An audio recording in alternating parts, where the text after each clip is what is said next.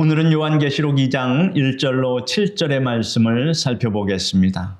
요한계시록 2장 1절로 7절 말씀 우리 다 같이 읽겠습니다. 에베소 교회의 사자에게 편지하라. 오른손에 있는 7별을 붙잡고 7 금촛대 사이를 거니시는 이가 이르시되 내가 내 행위와 수고와 내 인내를 알고 또 악한 자들을 용납하지 아니한 것과 자칭 사도라 하되 아닌 자들을 시험하여 그의 거짓된 것을 내가 드러낸 것과 또 내가 참고 내 이름을 위하여 견디고 게으르지 아니한 것을 아노라. 그러나 너를 책망할 것이 있나니 너의 처음 사랑을 버렸느니라. 그러므로 어디서 떨어졌는지를 생각하고 회개하여 처음 행위를 가지라. 만일 그리하지 아니하고 회개하지 아니하면 내가 내게 가서 네 촛대를 그 자리에서 옮기리라. 오직 내게 이것이 있으리니 내가 니골라 당의 행위를 미워하는도다. 나도 이것을 미워하노라. 귀 있는 자는 성령이 교회들에게 하시는 말씀을 들을지어다. 이기는 그에게는 내가 하나님의 낙원에 있는 생명나무의 열매를 주어 먹게 하리라. 아멘. 예수 그리스도의 12제자 중 하나인 사도 요한은 로마 황제 도미티아누스의 기독교 박해로 인해서 노년의 90세의 나이에 patmos섬에 유배를 당했습니다. patmos섬에서 그는 어느 주일에 요한이 성령의 감동을 받고 그의 뒤에서 울려오는 나팔소리 같은 큰 음성을 들었습니다.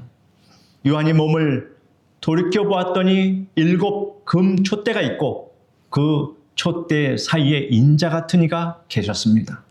그분은 발에 끌리는 옷을 입고 가슴에 금띠를 띠고 있었습니다. 그 머리와 머리털은 양털같이 또는 눈같이 시고 눈은 불꽃 같고 발은 풀무불에 연단된 빛난 노쇠 같았으며 음성은 많은 물소리 같았습니다. 그 오른손에 7별이 있었고 그 입에서 좌우의 날선 검이 나오고 그 얼굴은 해가 힘있게 비친 것 같았습니다. 요한이 그분을 볼 때 그 발 앞에 엎드려져 죽은 자같이 되었습니다. 그러자 그분이 요한에게 오른손을 얹으시고 말씀하셨습니다. 두려워 말라. 나는 처음이요 나중이라 곧 산자라. 내가 전에 죽었었노니 볼지어다 이제 세세토록 살아있어 사망과 음부의 열쇠를 가졌노니 그러므로 내가 본 것과 이제 있는 일과 장차 될 일을 기록하라. 내가 본 것은 내 오른손에 7별의 비밀과 7 금촛대라. 7별은 7 교회의 사자요 7 촛대는 7 교회라. 이렇게 말씀하셨습니다. 사도 요한에게 이처럼 장엄한 모습으로 오셔서 말씀하신 그분은 의심할 여지 없이 주 예수 그리스도십니다. 주께서 사도 요한에게 너는 보는 것을 책에 써서 에베소, 서머나, 버가모, 두아디라, 사데, 빌라델비아, 라오디게아 7 교회에 보내라 말씀하셨습니다. 이 7 교회는 사도 요한 당시에 현재 그 당시에 있었던 교회들이었습니다. 이 7 교회는 세상 끝날까지의 모든 교회와 성도들의 일반적인 장단점을 가지고 있었습니다. 그러므로 7 교회를 향한 주님의 말씀은 역사상 모든 교회와 성도들의 신앙 상태를 진단하고 바르게 지도해 갈 수 있는 지침서가 될 수 있다라고 하는 사실입니다. 오늘부터 저는 여러분과 함께 7 교회에 대해서 주께서 말씀하신 칭찬과 격려, 책망과 경고 그리고 권면과 약속들을 상고함으로 귀중한 교훈을 얻고 이를 거울과 경계로 삼고자 합니다. 오늘은 에베소 교회에 편지한 내용이 기록된 본문 말씀을 상고하겠습니다. 먼저 에베소 교회의 위치와 역사적 배경과 사회적 형편을 살펴보겠습니다. 당시 에베소는 소아시아 지방의 최대 도시로서 정치, 경제, 교통, 문화의 중심지 역할을 담당하였습니다. 소아시아에서 가장 큰 항구가 있었고 여러 지방으로 통하는 도로가 잘 열려 있었습니다. 에베소는 아시아의 관문이었고 로마로 가는 관문이기도 했습니다. 이러한 지리적 조건 때문에 아시아에서 가장 부유한 대도시가 되었습니다.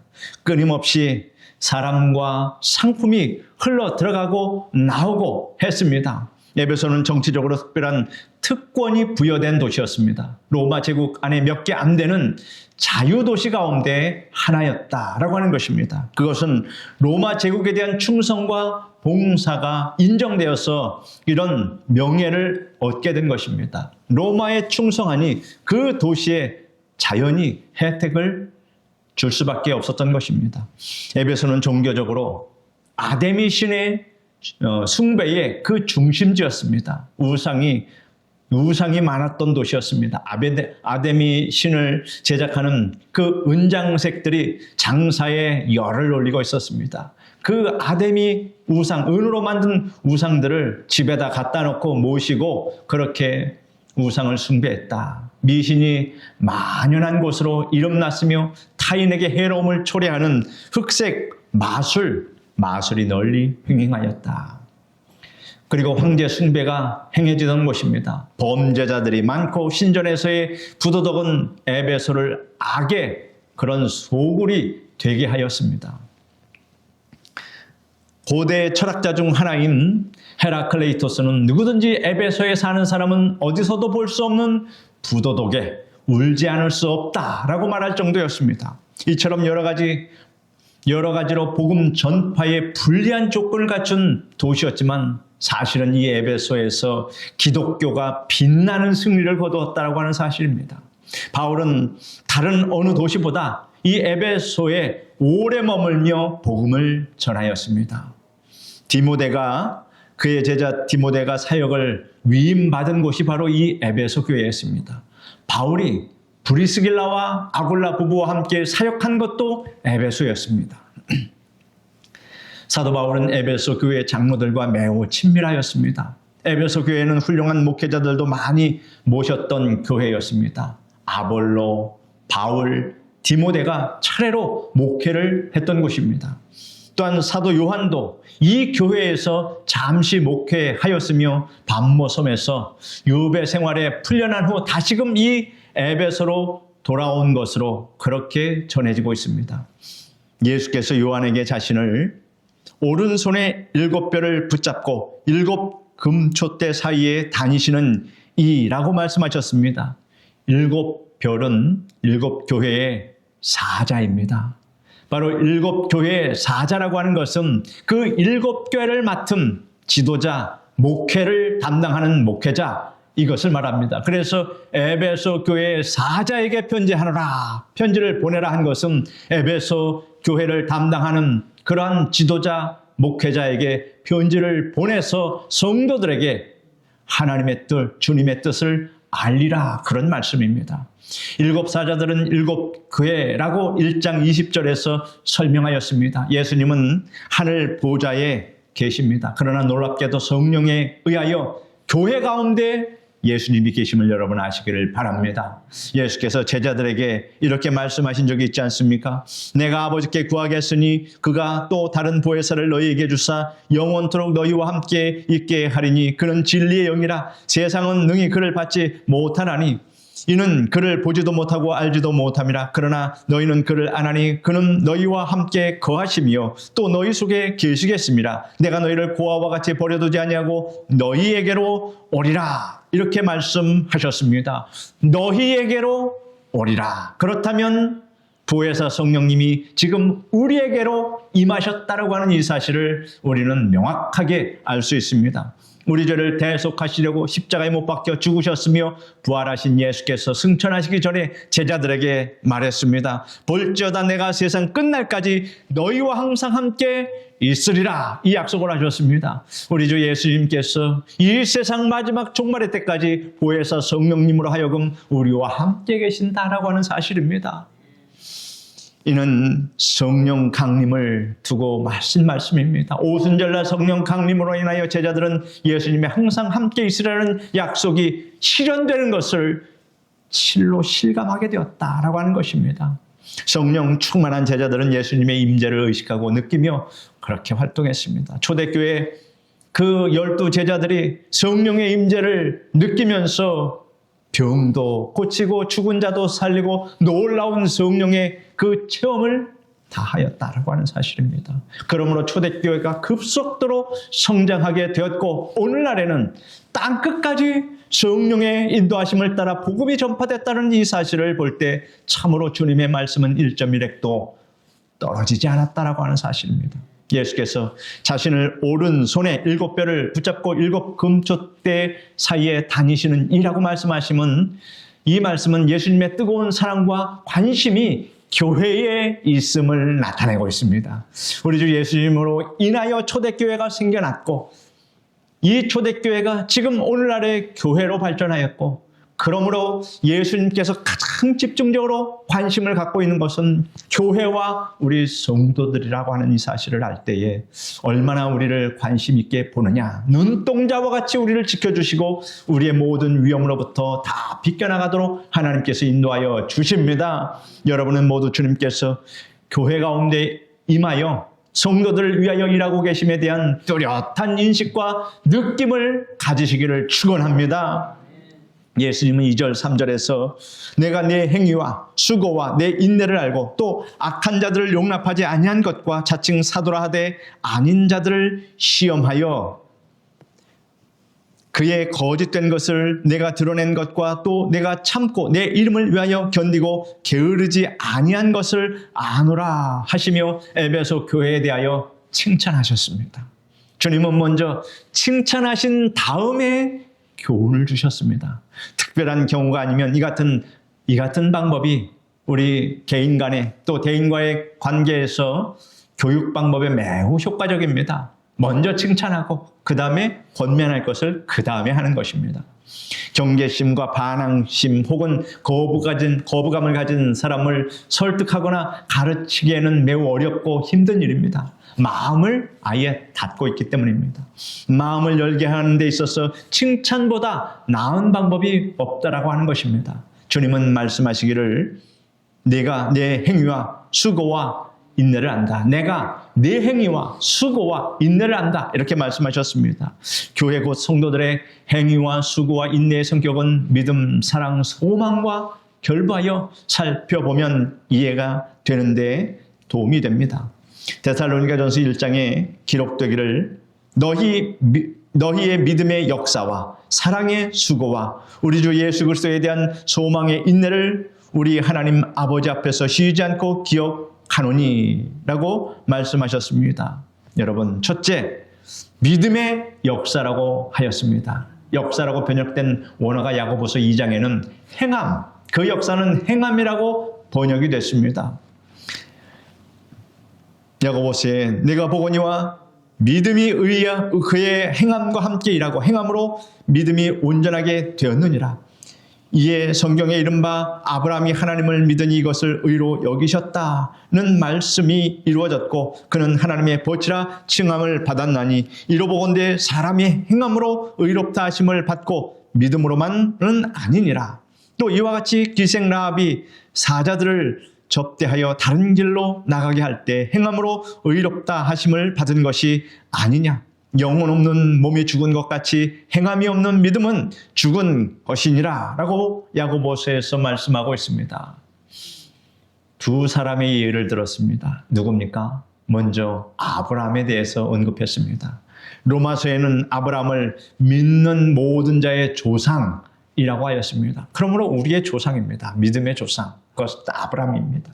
아브라함의 생애를 살펴보면 하나님을 향한 아브라함의 믿음은 다만 관념상의 생각만의 믿음이 아니라 행함이 함께하는 믿음이었다. 이것이 굉장히 중요하고 하나님은 이것을 중시 여깁니다. 아브라함은 네 번도 친척 아비집을 떠나 내가 네게 지시할 곳으로 가라 이렇게 명령하셨습니다. 하나님의 말씀을 듣고 머뭇거림 없이 즉시 떠났습니다. 갈 바를 알지 못하였으나 하나님의 인도하시는 손길을 믿고 고향을 떠났습니다.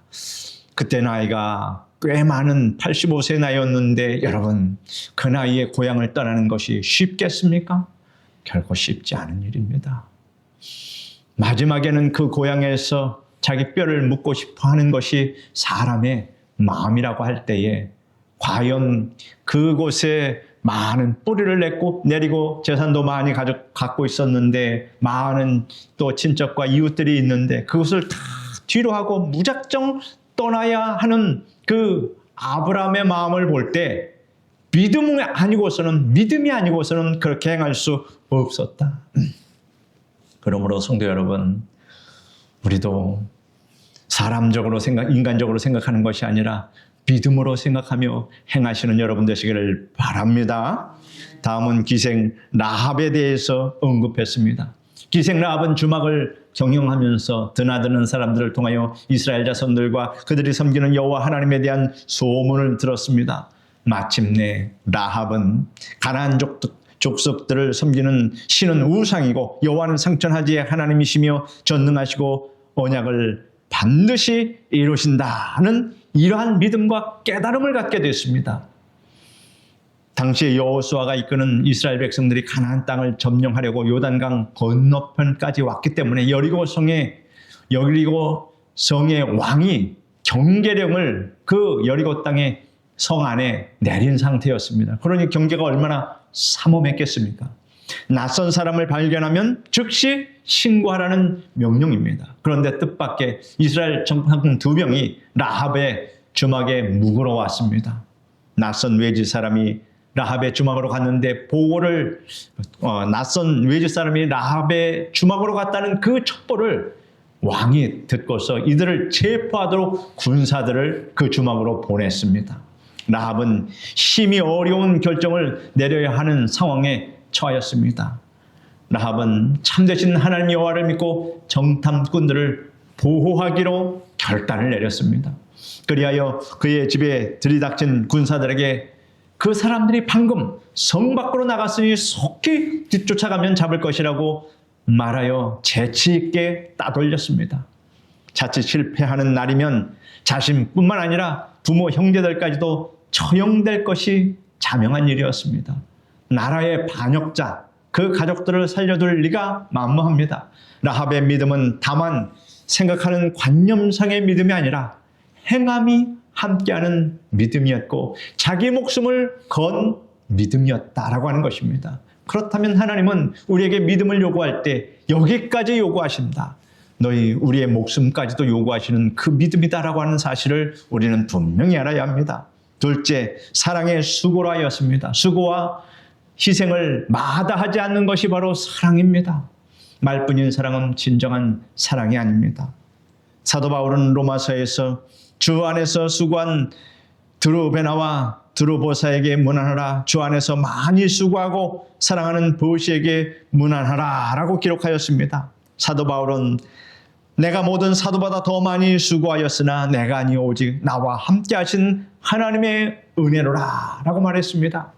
주님을 사랑하는 사람은 주님의 일을 위해 기꺼이 수고하기 마련입니다. 몸으로 수고할 수 없는 형편이면 물질과 기도를 통해서 다양한 방법으로 수고할 수 있습니다. 셋째, 소망의 인내라고 하였습니다. 여기에 사용된 인내라는 단어는 공경에 처하면 운명에 내어 맡기고 단념하면서 참는 것이 그저 힘없어서 참는 것이 아니라 고난에 대해서 씩씩하게 용기를 갖고 대처함으로 고난을 승리와 영광으로 변화시켜 나가는 것을 의미합니다.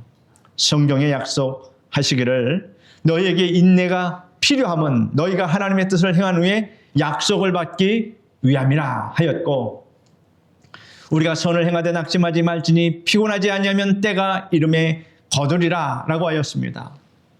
하나님의 도우시는 손길, 섭리의 손길에 의해서 모든 일이 합력하여 선을 이룰 것을 기대하며 기다리는 것이 성도의 인내라고 하는 것을 믿으시기를 바랍니다. 로마서 8장에 우리 같이 읽어봅시다. 우리가 알거니와 하나님을 사랑하는 자 곧 그의 뜻대로 부르심을 입은 자들에게는 모든 것이 합력하여 선을 이루느니라. 아멘. 성도들의 궁극적인 소망은 예수 그리스도의 재림과 하나님의 나라가 임하는 것입니다. 야고보 사도가 기록하기를 그러므로 형제들아 주의 강림하시기까지 길이 참으라. 보라 농부가 땅에서 나는 귀한 열매를 바라고 길이 참아 이른 비와 늦은 비를 기다리나니 너희도 길이 참고 마음을 굳건하게 하라. 주의 강림이 가까우니라 라고 하였습니다. 예수님은 2절에서 성도의 이런 행위와 수고와 인내를 아신다고 하시고 이어서 말씀하시기를 또 악한 자들을 용납하지 아니한 것과 자칭 사도라 하되 아닌 자들을 시험하여 그의 거짓된 것을 드러낸 것과 또 내가 참고 내 이름을 위하여 견디고 게으르지 아니한 것을 아노라 하였습니다. 예수님은 에베소 교회가 악한 자를 용납하지 아니하고 거짓 사도를 시험하여 축출한 것과 주의 이름을 위하여 견디고 게으르지 아니한 것을 칭찬하신 것입니다. 첫째, 악한 자들을 용납하지 아니한 것이라고 하였습니다. 악한 자들이란 하나님의 영광을 위하며 주님을 기쁘시게 하려는 마음이 없고 사리 사욕을 우선으로 삼는 자들입니다. 오히려 하나님의 이름을 팔아서 자기 배를 불리려고 하는 사람들이 얼마나 많이 있습니까? 그러한 사람들이 악한 사람입니다. 그리고 당을 지어 교회를 어지럽히는 자들입니다. 악한 자들은 자신들의 사사로운 욕심과 감정을 앞세우기 때문에 경우에 따라서는 교회 밖에 불신자들보다도 더욱더 교회를 해치는 자들이다라고 하는 사실입니다. 에베소 교회는 이러한 악한 자들을 용납하지 않고 단호하게 맞섰다고 하는 것은 참으로 칭찬받을 만한 일입니다. 교회의 질서를 파괴하는 자를 수수 방관하지 말아야 합니다. 성경에는 징계하는 규정들이 있습니다. 둘째, 자칭 사도라 하되 아닌 자들을 시험하여 그 거짓된 것을 내가 드러낸 것이라 라고 하였습니다. 거짓 사도, 거짓 교사들은 복음을 왜곡해서 가르칩니다. 초대교회 교리가 확립되지 않을 당시에는 이것이 얼마나 심했겠습니까? 그저 큰 소리 내서 외치는 사람들의 말을 어리석게도 따라가는 많은 성도들이 있었다라고 하는 것입니다. 마태복음 7장에는 거짓 선지자들을 삼가라 양의 옷을 입고 너희에게 나오나 속에는 노략질하는 일이라 라고 말씀하고 있습니다. 지금도 이러한 일이가 무수히 난무하고 있다는 사실을 알 때에 우리는 오늘 하나님께서 주신 이 말씀을 특별히 경계로 삼아야 할 것입니다. 사도 바울이 밀레도에서 에베소 장로들을 불러서 고별 마지막 인사를 할 때 내가 떠난 후에 사나운 이리가 너희 가운데에 들어와서 그 양떼를 아끼지 아니하며 또한 너희 중에서도 제자들을 끌어 자기를 따르게 하려고 어그러진 말을 하는 사람들이 일어날 줄을 내가 아노라. 그러므로 너희가 깨어있어 내가 3년이나 밤낮 쉬지 않고 눈물로 각 사람을 훈계하던 것을 기억하라 라고 권고하였습니다. 이와 같이 교회를 어지럽히는 자들과 복음을 변질시키는 악한 세력은 교회 밖에도 있고 교회 안에도 있으므로 성도들은 항상 긴장하여 교회의 평안과 복음을 해치는 자들을 배제하도록 힘써야 합니다. 셋째는 내가 참고 내 이름을 위하여 견디고 게으르지 아니한 것을 아노라 하였습니다. 성도들은 어떠한 고난과 핍박과 환난을 당할지라도 예수 그리스도의 이름을 위하여 참고 견뎌야 합니다.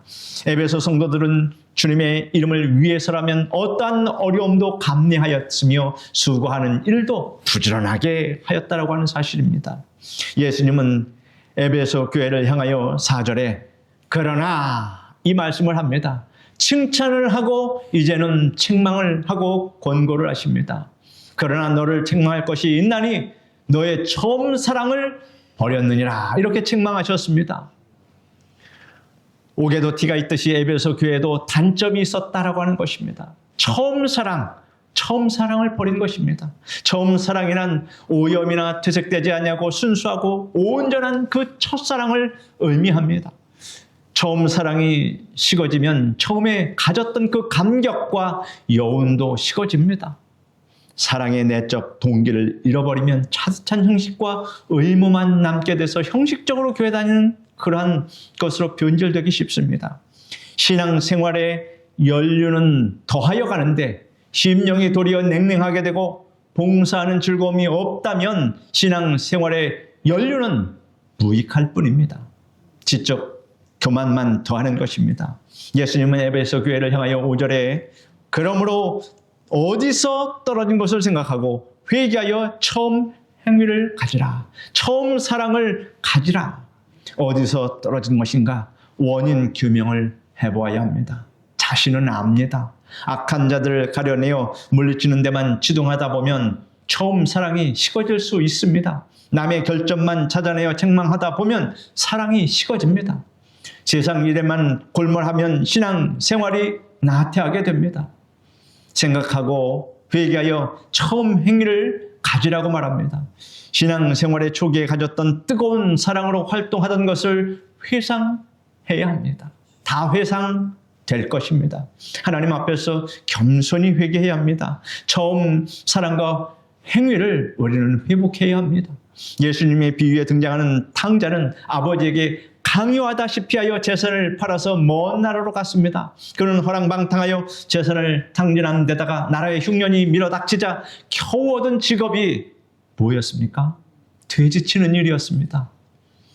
허기진 배도 채울 수 없게 되자 비로소 아버지 집을 회상하였던 것입니다. 그리고 아버지께로 돌아갔습니다. 드디어 그가 착실한 아들이었을 때의 그 모습을 회상하고 다시 회복한 것입니다. 회상하고 회개하고 회복해야 합니다.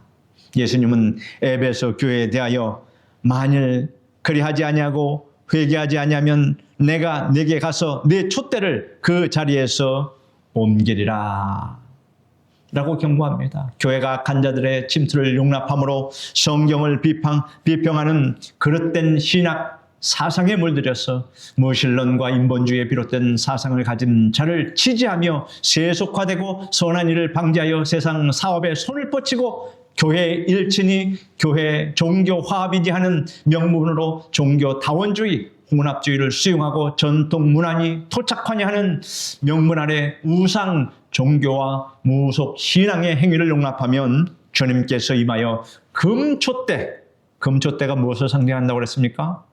금촛대는 교회를 상징합니다. 교회를 그 자리에서 옮겨버리십니다.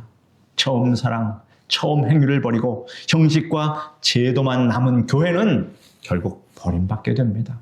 예수님은 에베소 교회를 향하여 6절에 오직 내게 이것이 있으니 네가 니골라당의 행위를 미워하는도다. 나도 이것을 미워하노라 말씀하셨습니다. 니골라당은 초대교회 시대에 등장한 이단적인 집단으로 행운과 우상 숭배를 정당화하는 가르침을 퍼뜨렸습니다. 은혜 아래에 있으니 행위는 음란한 행위든 뭐든 그것은 중요하지 않다. 이런 식의 반율법적인 사상을 가르쳤습니다. 그 결과 계시록 2장 14절에 언급한 발람의 교훈과 유사한 성격의 이단으로 그들은 나아갔습니다.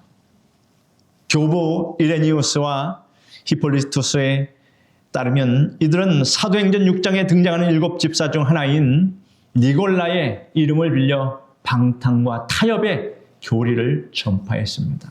주님은 에베소 교회가 니골라당의 거짓 교훈과 타락한 행위를 미워한 것을 칭찬하였습니다. 사도 바울은 형제들아 너희가 자유를 위하여 부르심을 받았으나 다만 그 자유로 육체의 기회를 삼지 말고 오직 사랑으로 서로 종노릇 하라라고 권고하였습니다. 예수님은 7절에 우리 같이 읽어봅시다. 귀 있는 자는 성령이 교회들에게 하시는 말씀을 들을지어다.